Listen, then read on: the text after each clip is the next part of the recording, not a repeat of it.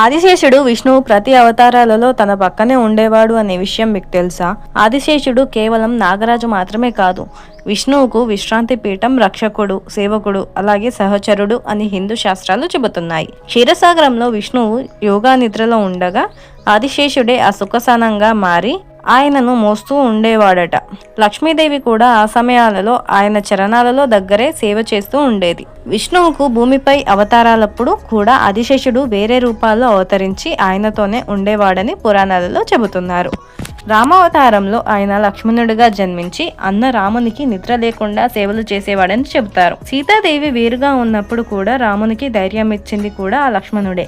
అలాగే కృష్ణావతారంలో ఆదిశేషుడు బలరామునిగా జన్మించాడు.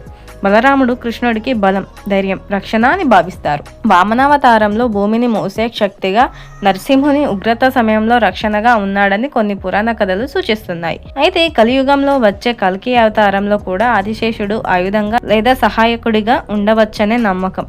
అందుకే ఆదిశేషుడు లేకుండా విష్ణు అవతారాలు పూర్తిగా కావు అని మన భక్తులు నమ్ముతున్నారు. విష్ణు శ్వాసలోనే ఆదిదేవుడు, ఆదిశేషుడి సేవలోనే విష్ణు మహిమ ఉందని పురాణ సందేశం చెబుతుంది.